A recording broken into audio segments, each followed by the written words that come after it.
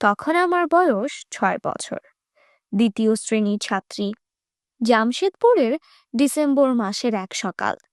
সেই সময় শীতকালে সব বাড়িতেই বাচ্চাদের সকালবেলা এক প্যাট খাইয়ে বাইরে রোদ্দুরে খেলতে পাঠিয়ে দেওয়া হতো। এক ফাঁকে মায়েরা বাড়ির কাজ গুছিয়ে নিতেন, বাচ্চারাও একচোট খেলাধুলা করে দুপুরে বাড়িতে ফিরত। আমরাও দুই ভাই বোন ব্যতিক্রম ছিলাম না। আমার বয়স 6 আর ভাইয়ের 1 বছর। সবে টলমলে পায়ে হাঁটতে শিখেছে। সেদিনও রোজের মতো আমরা খেয়ে দিয়ে সাজুগুজু করে বের হলাম। আমার সাজের একটু বর্ণনা দেওয়া প্রয়োজন এখানে। এমনিতে স্কুল খোলা থাকলে আমি নিরাবরণ থাকতাম, কিন্তু ছুটির সময় মা আমায় শালঙ্কারা করে দিতেন।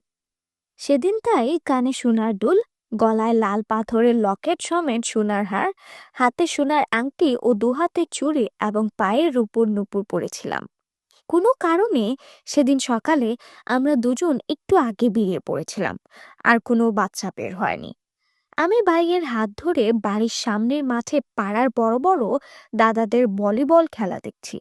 কেউ আসছে না দেখে ইচ্ছা হলো একটু গিয়ে দেখি আমার বন্ধুরা কোথায়। তাই ভাইকে নিয়ে বাড়ির সামনের রাস্তা ধরে দুপা এগিয়ে গেছি। হঠাৎ সাইকেলে চেপে একজন এসে রাস্তা আটকে দাঁড়ালেন। গোলাপি জামা, কালো প্যান্ট, অপরিচিত। বললেন, আমি তোমার বাবার বন্ধু, একই অফিসে কাজ করি। আমি অফিস যাব, বাড়ি থেকে টিফিন আনতে ভুলে গেছি। তুমি একটু যাবে আমার সাথে? আমি বললাম, কেন? আমি যাব কেন? গোলাপি জামা বলল, আমি টিফিন আনতে গেলে আমার সাইকেলটা কেউ নিয়ে যেতে পারে, তুমি একটু পাহারা দেবে। আমি বললাম, তাহলে ভাইকে বাড়িতে ছেড়ে আসি, তারপর যাব। গোলাপি জামা বলল, না না, ওকে এখানে ছেড়ে দাও, না হলে আমার অফিসে দেরি হয়ে যাবে।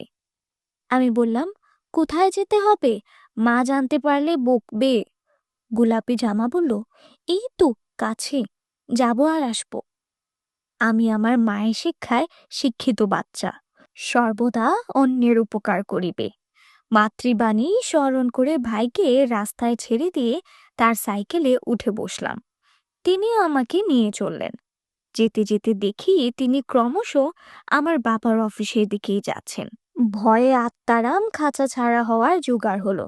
মাকে বোঝানো যায়, কিন্তু বাবা যদি দেখতে পান যে সাইকেল চেপে ভ্রমণরত, আর জীবনেও বাড়ি থেকে বেরোনো হবে না। জিজ্ঞাসা করলাম, কোথায় যাচ্ছেন আর কত দূর? কারণ তখন বেশ অনেকটা চলে এসেছি বাড়ি থেকে। তিনি আঙ্গুল তুলে অনেক দূরের একটা বাড়ি দেখিয়ে বলেন, ওই বাড়িটা। এবার কেঁদে ফেললাম, কারণ দুটো ভয়। এক, বাবা দেখতে পারেন, দুই, ভাইকে ছেড়ে এসেছি, যদি পড়ে যায় বা বাড়ি না পৌঁছায়। জোর করতে লাগলাম ছেড়ে দেওয়ার জন্য, কিন্তু তিনি শুনলেন না। আমি হাত দিয়ে সাইকেলের হাত তুলে ব্রেক চেপে ধরতে চাইলাম, তিনি হাত আটকে রাখলেন। হঠাৎ সাইকেলের চেন খুলে গেল। সাইকেল থামাতে বাধ্য হলেন। আমিও লাফ দিয়ে নেমে আমি যাই বলে উল্টো দিকে হাঁটতে লাগলাম। তিনি বাধা দিলেন। বক্তব্য, এত রাস্তা হাঁটবে কেন?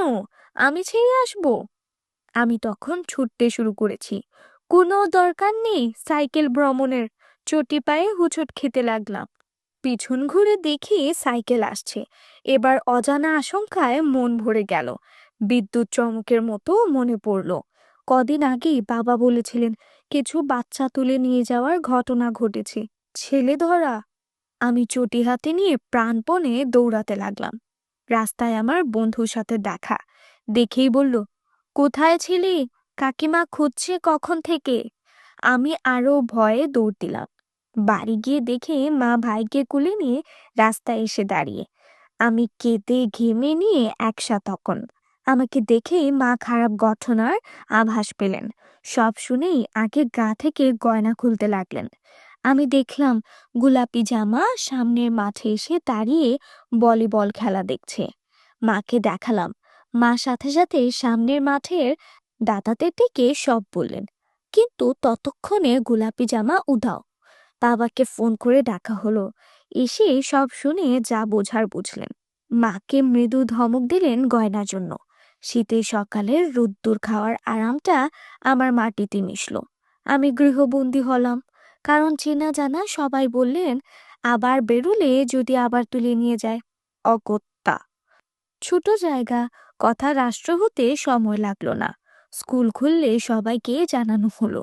স্কুলের নিয়ম হলো কোনো ছাত্রছাত্রী একা আসা যাওয়া করবে না। আমরা দলবদ্ধভাবে আসা যাওয়া শুরু করলাম।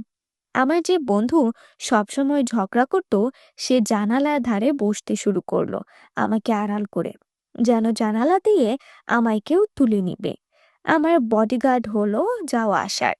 হাজার হোক পুরুষ তো, কেউ এলেই নাকি মেরে দিবে দুমদুম করে। আর যে বন্ধু আমার প্রিয়তম, সে স্কুল শুরুর সময় থেকে আমার হাত শক্ত করে ধরে থাকতে লাগলো, ছুটির ঘন্টা বাজা অব্দি, যাতে কেউ হাত ধরে তুলে না নিতে পারে। তার সাথে সব সময় চুপ ছল ছল। কেন গেলি? যদি হাত পা ভেঙে দিত, যদি অন্ধ করে দিত, তখন? এমন চোখের জল গড়িয়ে পড়ত। পরে শুনেছিলাম আমার এই বান্ধবীও অসুস্থ হয়ে পড়েছিল ভয়ে। বন্ধুরা সব সময় আঁকড়ে ধরে থাকতো, সবাই ভীত। পুরো স্কুল জুড়ে থমথমে এক পরিবেশ। ফেয়ারের সময় বড় দিদিমণি সবাইকে জানালেন ঘটনা। এরপর সবাই জনে জনে জিজ্ঞাসা করতে লাগলো, কি হয়েছিল, কি হয়েছিল? আমার অবস্থা হলো সব থেকে করুণ। কথা বলতে পারতাম না, ইচ্ছাই করতো না, বলতে গেলেই কাঁদতাম, মনে করতেও চাইতাম না, কিন্তু সবাইকে উত্তর দিতে হতো। ভুলতে চাইতাম, কিন্তু ভোলার তো আর উপায় ছিল না। সেই সময় না তো কাউন্সিলিং ছিল, নাই কেউ মনের অবস্থা জানার চেষ্টা করত। ফিরে আসার পর মা বলছিলেন, তুই যে চলে গেলি ভাইকে ফেলে, যদি ওকে কেউ কুলে তুলে নিয়ে চলে যেত তখন? একবারও ভাবলি না আমার নিজের কি হতো? সেই চিন্তা মনে স্থান পেল না। সারা দিন রাত ভয়ে কাটা হয়ে থাকতাম যে যদি ভাইকে কেউ নিয়ে যেত তাহলে কি হতো। রাতে ঘুমাতাম না, কাঁদতাম, কেউ জানতো না। শরীর খারাপ হতে লাগলো, খেতে কষ্ট হতো, সব সময় ত্রাস। যদি ভাইকে নিয়ে যেত, স্কুলের দিদিমণিরা সবসময় বোঝাতেন এরকম যেন আর না করি। বেশ অনেক দিন লেগেছিল নিজেকে সামলাতে। এই ঘটনার ফল হলো বাইরের অপরিচিত লোকের সাথে কথা বলার আত্মবিশ্বাস বা বিশ্বাস নষ্ট হলো। সাজগোজ করাকে ভয় পেতে লাগলাম। অচেনা জায়গায় একা বাইরে বের হতে এখনো মাঝে মাঝে ভয় লাগে। বাড়ির লোক ছাড়া কোথাও যেতে পারতাম না। একটা অজানা ভয় সবসময় পিছু তাড়া করত। আজ বহু বছর পর মনে পড়লে ভাবি আমার নিজের ক্ষতির পরিমাণ কত মারাত্মক হতো। সেই সময় শিশুদের গুড টাচ ব্যাড টাচ বিষয়ে কোনোই ধারণা দেওয়া হতো না। অপরিচিত মানুষের সাথে কি ব্যবহার করা উচিত, কতটা বিশ্বাস করা উচিত তাও জানানো হতো না। এমনকি বাবার বন্ধু বললে যে তা সত্যি নাও হতে পারে, তাও জানতাম না। নিজেকে রক্ষার কোনো কৌশলও শেখানো হতো না, শুধু 4টে উপদেশ দিয়ে দেওয়া হতো। সেই উপদেশগুলোর কোথায় কি ব্যবহার তাও বলা হতো না। আমাদের স্কুলের মায়া দিদিমণি শুধু একদিন আমাকে সবার থেকে আলাদা করে সব ঘটনা শুরু থেকে শেষ অবধি শুনে বলেছিলেন কেন আমি চলে গিয়েছিলাম। একমাত্র মানুষ যিনি ভয় দেখাননি, ভয় দূর করেছিলেন, আমাকে না, দোষটা নিজেকে এবং আমার মাকে দিয়েছিলেন। আমাকে বলেছিলেন, উপকার নিশ্চয়ই করবে পারমিতা, কিন্তু সবার নয়, নিজের ক্ষতি করে নয়। আর উপকার করার আগে বাড়ির লোককে জানিয়ে করবে। আমাদের উচিত ছিল তোমাদের এই বিষয়ে বুঝিয়ে দেওয়া। ওই বয়সে এর থেকে বেশি বোঝার ক্ষমতা ছিল না, বা বোঝানোও সম্ভব ছিল না। বাড়িতে এসে বাবা মাকে ভুলটা কোথায় সেটা বুঝিয়েছিলেন, যাতে সবসময় আমাকে ওই সব কথা না বলা হয়। আজ সেই অবস্থা কাটিয়ে ওঠার পেছনে আমার মায়া দিদিমণির অবদান অনেক। না হলে হয়তো মানসিক রোগী হয়ে যেতাম।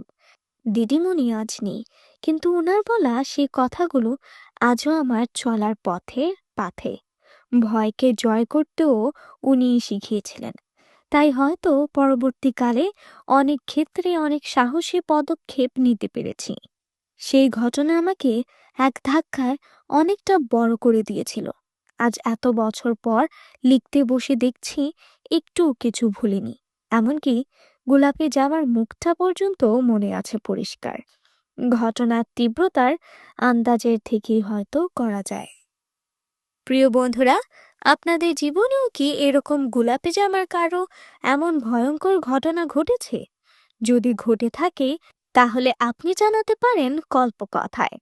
আপনি আপনার গল্প লিখে পাঠিয়ে দিতে পারেন কল্পকথা72@gmail.com এ, অথবা পাঠাতে পারেন হোয়াটসঅ্যাপে 01755735546 এই নাম্বারে। গল্পের শুরুতে প্রথমে আপনার নাম অথবা ছদ্মনাম, তারপর আপনার ঠিকানা। তো দেরি না করে পাঠিয়ে দেন আপনার গল্প। আর লাইক, কমেন্ট এবং সাবস্ক্রাইব করে পাশেই থাকবেন। ধন্যবাদ।